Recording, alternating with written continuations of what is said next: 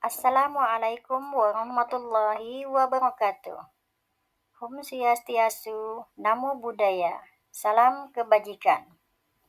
Berjumpa kembali dengan saya Asia, mahasiswa Pasca Sarjana Universitas Terbuka Pekanbaru dengan NIM 501153167.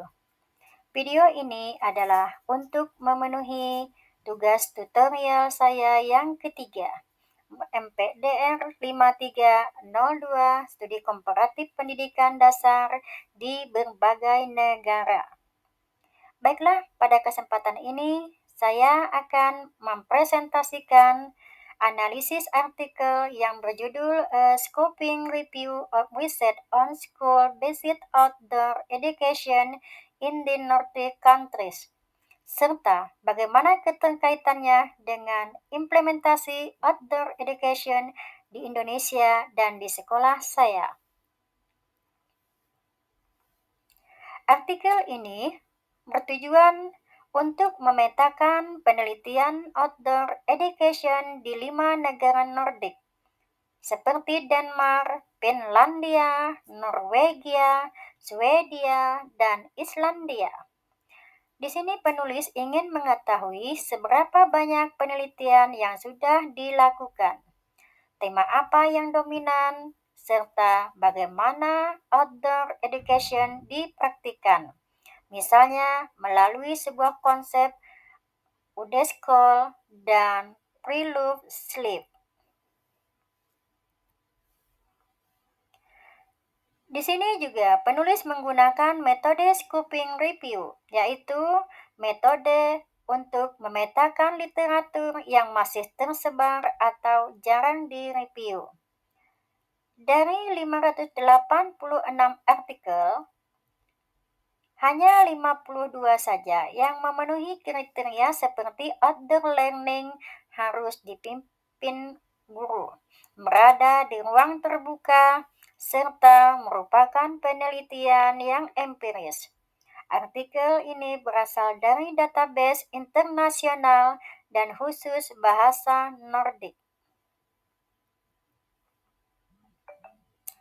Temuan umum, mayoritas penelitian berasal dari Denmark, Norwegia, dan Swedia. Latar pelaksanaannya paling banyak pada jenjang sekolah dasar. Outdoor education juga diterapkan di banyak mata pelajaran seperti pelajaran IPA, matematika, bahasa, dan sosial. Penulis menemukan 7 fokus besar penelitian. Yang pertama, pada perspektif guru. Kedua, sifat atau karakter outdoor education. 3, well-being siswa. 4, hasil kognitif. 5, dalam proses belajar mengajar. 6, pemanfaatan digital. 7, sustainable education atau pendidikan yang berkelanjutan. Fokus ini menunjukkan bahwa outdoor education dilihat dari aspek yang cukup beragam. Di sini banyak guru merasakan bagaimana manfaat dari outdoor learning, seperti komunikasi dengan siswa akan lebih baik dan suasana belajar yang juga menyenangkan. Namun, ada tantangan seperti keterbatasan waktu, masalah keamanan, dan rendahnya dukungan sekolah. Guru juga menyebut bahwa siswa membutuhkan waktu untuk beradaptasi belajar di luar ruang.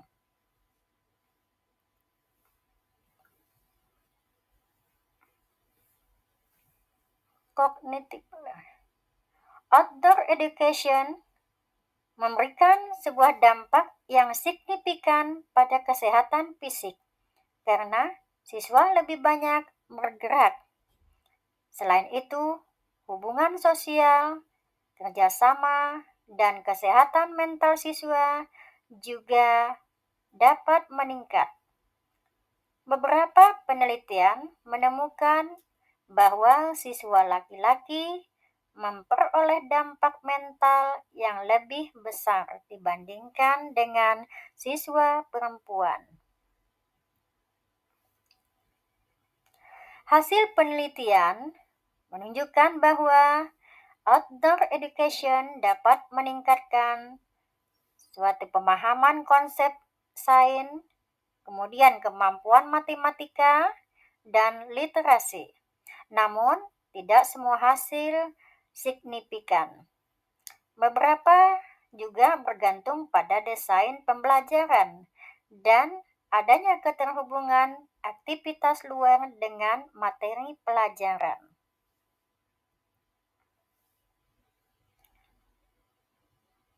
Di Indonesia, praktik outdoor education ini sudah mulai dilakukan, misalnya melalui P5 seperti kebun sekolah, observasi lingkungan, serta pada pramuka. Namun, implementasinya belum terstruktur seperti UDESKOL yang dilakukan rutin mingguan di negara Nordik.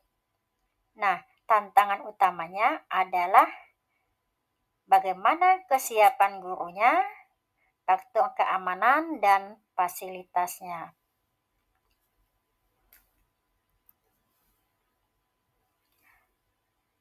Di sekolah saya, outdoor learning itu dilakukan melalui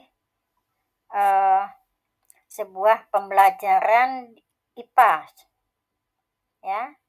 Khususnya saya di kelas 5, yaitu pengamatan ekosistem sekitar sekolah. Tujuannya adalah mengenal komponen biotik dan abiotik dalam ekosistem. Kegiatan yang dapat dilakukan, ya, siswa diajak ke halaman sekolah atau ke taman. Tapi di sini sekolah saya ke halaman. Kemudian mengidentifikasi hewan-hewan kecil, tumbuhan, batu, tanah, air, dan cahaya matahari. Kemudian lagi mencatat temuan dalam lembar observasi, diskusi kelompok tentang interaksi antar komponen. Nah, sehingga menghasilkanlah produk akhir, yaitu sebuah poster ekosistem mini atau berupa laporan observasi. Kemudian pada matematika, yaitu pengukuran panjang, luas, dan keliling. Di sini tujuannya bagaimana mengukur luas keliling area yang nyata, ya. Tujuan kegiatannya yaitu dapat mengukur lapangan sekolah menggunakan sebuah meteran, kemudian menghitung keliling dan luasnya sesuai bentuk geometri, misalnya persegi panjang atau persegi, kemudian membandingkan hasil per kelompok. Nah, di sini produk akhirnya adalah berupa laporan hasil pengukuran dan juga perbandingan. Kemudian lagi pada bahasa Indonesia, yaitu dalam menulis teks deskripsi di luar kelas atau di lingkungan. Nah, tujuan kegiatannya adalah menulis paragraf deskriptif berdasarkan pengamatan langsung. Kegiatannya dapat berupa siswa berjalan mengelilingi area sekolah, kemudian mengamati objek tertentu seperti lapangan, gerbang, ataupun kantin yang ada. Kemudian siswa lalu mencatat ciri-cirinya seperti warna, ukuran, bentuk, dan suasananya bagaimana, dan menyusun tulisan berupa deskriptif di kelas. Nah, Dari sini dapatlah menghasilkan produk akhir, yaitu dibukukan dalam bentuk buku mini, namanya buku mini deskripsi sekolah.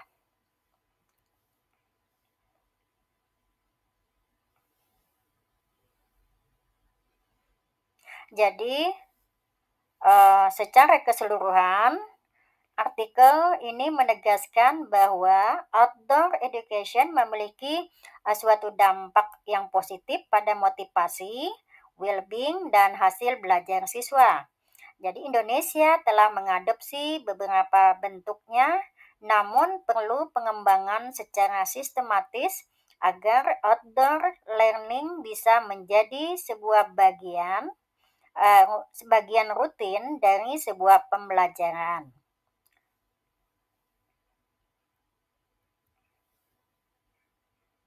Demikian yang dapat saya sampaikan pada presentasi kali ini tentang tugas 3 MPDR 5302. Terima kasih atas kesempatan yang telah diberikan. Wassalamualaikum warahmatullahi wabarakatuh.